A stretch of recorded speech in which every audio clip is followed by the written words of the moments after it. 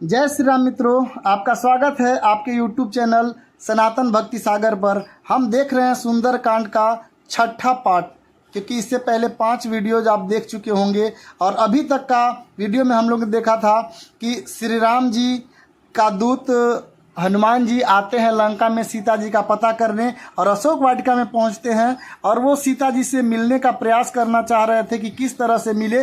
तभी रावण बहुत सारी दासियों के साथ आता है और तरह तरह का प्रलोभन देकर सीता को तैयार करवाने का कोशिश करता है, भय भी दिखाता है कि तुम मुझे अपनाने के लिए तैयार हो जाओ। उसके बाद का चौपाई देखिए क्या बोल रहा है। तो अनुचरी करऊं पन मोरा, एक बार बिलो की मम ओरा, तृण धरी ओट कहती बैदेही, सुमिरी अवधपति परम स्नेही। अर्थात रावण प्रलोभन देते हुए कहता है मैं तुम्हारी दासी बना दूंगा। किसे?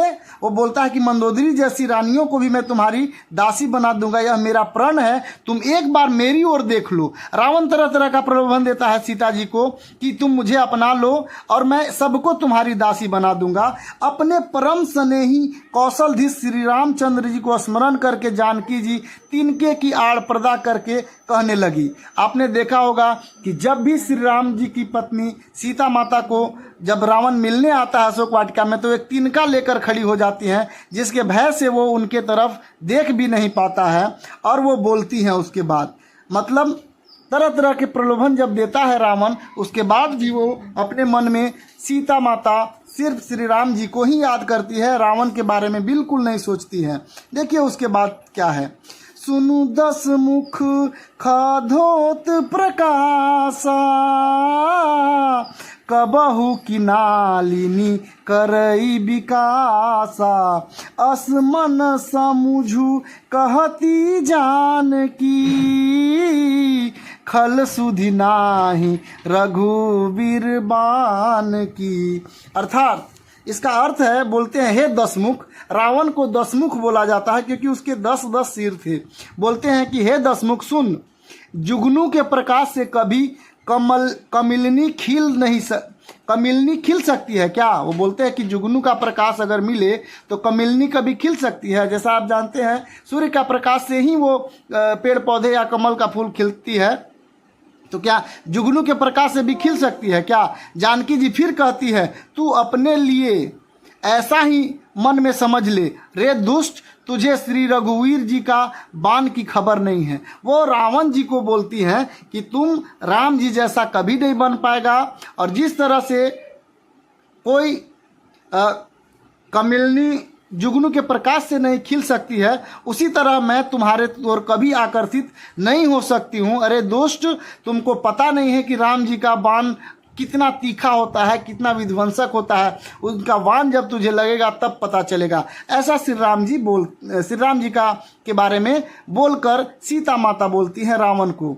सट सुने हरि अनो अने ही मोही, अधम निर्लज लाज नहीं तो ही। बोलते रे पापी, तू मुझे सुने में हर लाया, रे अधम निर्लज, तुझे लज्जा नहीं आती। वो बोलती है कि तुम राम का बाण अभी तक चखा नहीं है। रे पापी, जब राम नहीं थे तो सुने में तुम मुझे ले आया और तुमको लाज शर्म नहीं आ रहा है और मुझसे कह रहा है कि मुझे अपना लो। उसके बाद दोहा है, अपहु सुनी खदोत सम, राम ही भानु समान, पुरुष बचन सुनी काढ़ी, असी बोला अति खिसियान।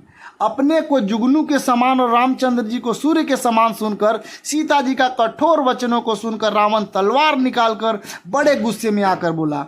इसका अर्थ है मित्रों कि जब श्री राम जी का बड़ाई करती है सीता माता और रावण को बोलती है कि तुम एक जुगनू के समान हो और श्री राम जी सूर्य के समान है, ये सब बात सुनकर सीता माता का बात सुनकर अत्यंत क्रोधित हो जाता है रावण और अपना तलवार निकालकर गुस्से में आकर बोलता है। देखिए क्या बोलता है। बोलता है सीता तय मम कृत अपमाना, कटिहउ तव सिर कठिन कृपाना, नाही त सपदी मानु मन मानी, सुमुखी होती न त जीवन हानि। पूरे गुस्से में आकर रावण बोलता है, सीता तूने मेरा अपमान किया है, मैं तेरा सिर इस कठोर कृपाण से मतलब तलवार से काट डालूंगा, नहीं तो अब भी जल्द से मेरी बात मान लो हे सुमुखी, नहीं तो जीवन से हाथ धोना पड़ेगा। अर्थात वो बोलता है कि सीता तुम मेरा बात मान लो, नहीं तो तुम्हारा सिर इसी तलवार से काट दूंगा, और जल्दी से अगर नहीं बात मानती है तो तुम्हें अपना जीवन से हाथ धोना पड़ेगा। ऐसा रावण तरह तरह का धमकी देता है। श्याम सरोज दाम सम सुंदर, प्रभु भुज करी कर सम दस कंधर, सो भुज कंठ की तो असी घोरा, सुनु सठ अस प्रवान पन मोरा। सीता जी ने कहा, हे दस ग्रीव, हे दस शीश, प्रभु की भुजा जो श्याम कमल माला के समान सुंदर और हाथी की सूंड के समान है। मतलब वो बोलते हैं कि हे रावण, प्रभु जो हमारे सांवले रंग के हैं और उनका माला के समान सुंदर और हाथी सूंड के समान पुष्ट विशाल शरीर है, वह भुज ही मेरे कंठ में पड़ेगी या तेरी भयानक तलवार ही। रे सठ सुन, यही मेरा सच्चा प्राण है। मतलब वो बोलती हैं कि तुम मुझे मार डालो हनुमान या कुछ भी करो, लेकिन जैसे हनुमान जी का श्री राम जी का भुजा जो होता है वो सूंड के समान होता है, वही मेरे गले में आएगी, उन्हीं से मुझे प्रेम है, उन्हीं का हाथ मेरे कंठ को छुएगा, या तुम्हारा भयानक तलवार ही, तुम मुझे मार डालो, उससे मुझे कोई फर्क नहीं पड़ता है। मेरा सच्चा प्रण यही है कि मैं श्री राम जी की हूँ और तुम्हारे बारे में कभी नहीं सोच सकती हूँ। चंद्रहास हरु मम परितापम, रघुपति बिरह अनल संजातम, शीतल निशित बहसी बरधारा, कह सीता हरु मम दुख भारा।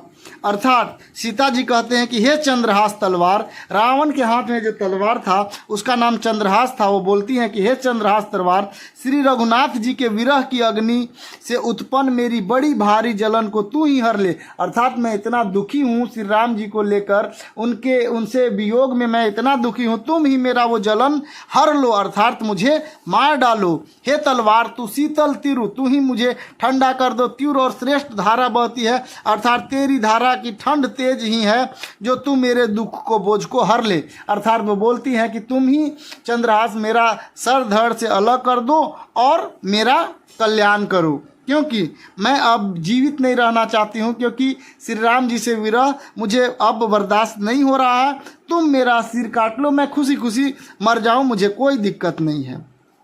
उसके बाद का देखिए क्या है। सुनत बचन पुनि मारन धावा, मवत नया कही नीति बुझावा, कहेसी सकल निशिचर हिन बुलाई, सीत ही बहु विधि त्रास हो जाई। अर्थात सीता जी के वचन सुनते ही वह मारने दौड़ता है। अर्थात जब सीता जी मानती नहीं है तो रावण सीता जी को मारने दौड़ता है। तब मैं दानव पुत्री मंदोदरी, अर्थात जो राक्षस पुत्री मंदोदरी थी, रावण की जो पत्नी थी, वो उसे नीति कहकर उसे समझाती है, बहुत तरह का बात समझाती है कि स्त्री पर हाथ मत उठाइए। तब रावण सब राक्षसियों को बुलाया और कहा कि जाकर सीता को बहुत प्रकार से भय दिखलाओ और किसी तरह से उसे मनाओ कि वो मुझे अपनाने को तैयार हो जाए। तो इस तरह मित्रों ये हमारा छठा वीडियो है श्री रामचरितमानस के ऊपर, और हम लोग देख रहे हैं सुंदरकांड। और अगला इसके बाद का चौपाई का विवरण हम देखेंगे, व्याख्या देखेंगे अगले वीडियो में। और आप हमारा चैनल पर इसी तरह से अपना प्यार बरसाते रहें। लाइक, शेयर और सब्सक्राइब जरूर करें और अपने मित्रों को भी शेयर करें। जय श्री राम। बहुत बहुत धन्यवाद।